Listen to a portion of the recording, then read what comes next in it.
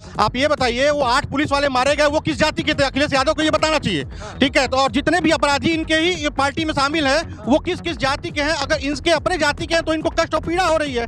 तो इन्होंने खुद अपने पार्टी में गुंडा माफिया बलात्कारी चलवा देते हैं। आएगा समय, वो भी आएगा, उसका भी समय आएगा साहब, उसका भी समय आएगा। जल्दी ले आइए। गोरखपुर में एम्स आ गया, फर्टिलाइजर आया, महाराज जी ने चालू कराया, आपने, आपकी सरकार ने कहाँ चालू कराया? मेट्रो का प्रोजेक्ट भी तैयार है, वो भी आएगी, इंतजार कीजिए। अरे एम्स भी तो कहाँ आ रहा था, आपकी सरकार सोच रहे हैं। तो ये जान ले, उनको मैं बता देता हूँ चेतावनी के तौर पे कि गोरखपुर में गोरक्ष पीठ है, मठाधीश है यहाँ पे, और यहाँ से गोरखपुर में मठाधीश है, और यहाँ से भगवा क्रांति निकलती है जो पूरे विश्व में फैलता है।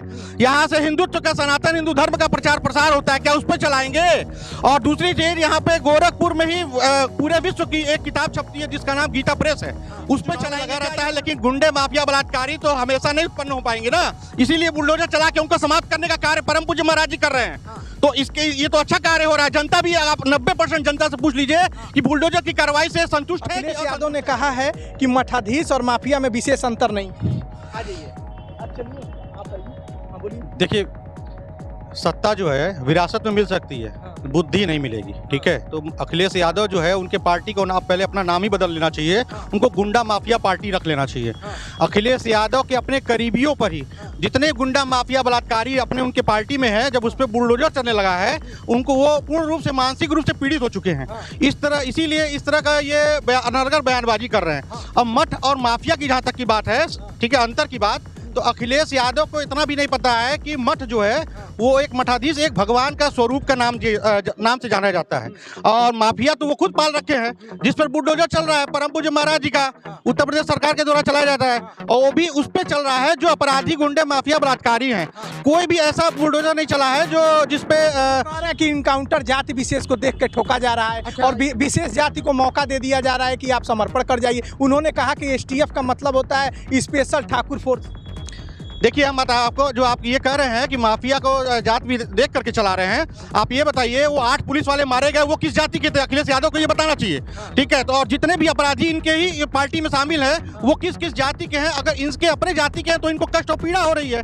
तो इन्होंने खुद अपने पार्टी में गुंडा माफिया बलात्कारी पार्ट रखी है कि सीता जी का हरण भी साधु के भेष में रावण ने ही किया। तो यही लोग तो रावण बने हुए हैं खुद, जिसमें महाराज जी आज राम बन करके और इन लोग के ऊपर बुलडोजर कार्रवाई कर रहे हैं।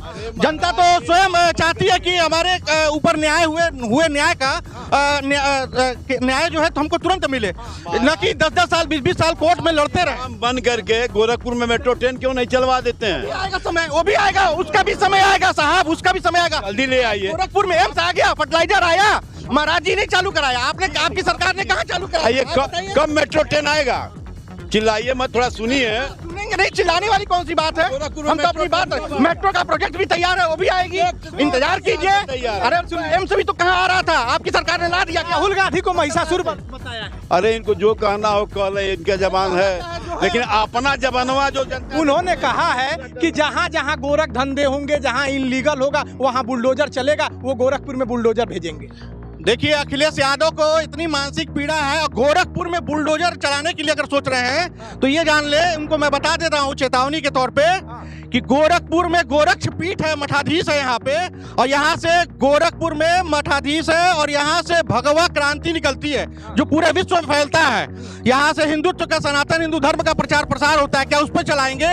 और दूसरी चीज, यहाँ पे गोरखपुर में ही पूरे विश्व की एक किताब छपती है जिसका नाम गीता प्रेस है, उस पर चलाएंगे क्या ये बुलडोजर? का कहना है कि इतना ही आप धार्मिक थे तो अयोध्या हार गए, बद्रीनाथ हार गए, रामटेक हार गए, रामेश्वर हार गए, सीतापुर हार गए, प्रयागराज हार गए, चित्रकूट हार गए, सब तो धार्मिक स्थल हार गए। अब की बार 400 पार नहीं 240 पे आए। आप कहते थे 80 का 80 जीतेंगे, सीधे 62 से 33 पर। देखिए, हार जीत तो हर चुनाव में लगी रहेगी, ठीक है, हार जीत चुनाव में लगा रहता है, लेकिन गुंडे माफिया बलात्कारी तो हमेशा नहीं उत्पन्न हो पाएंगे ना, इसीलिए बुलडोजर चला के उनको समाप्त करने का कार्य परम पूज्य महाराज जी कर रहे हैं। तो ये तो अच्छा कार्य हो रहा है। जनता भी, आप 90% जनता से पूछ लीजिए कि बुलडोजर की कार्रवाई से संतुष्ट है कि असंतुष्ट है। अखिलेश यादव कह रहे हैं कि वो अपने मुकदमे खुद वापस करते हैं, मुख्यमंत्री, ये पहले मुख्यमंत्री हैं। नहीं, ऐसा है ही नहीं, वो तो न्यायालय का जो आदेश आता है और जो भी उसका निर्णय आता है उसका परम पूज्य महाराज जी स्वागत करते हैं। कहाँ वो अपने तरफ से फैसले स्वागत का कहना है कि 10 का 10 हम उपचुनाव वाली जो सीटें विधानसभा की होने वाली हैं, 10 की 10 सीट जीतेंगे। ये हरियाणा भी हारेंगे, महाराष्ट्र में भी हारेंगे। ये लोग बौखला गए हैं और ये डबल इंजन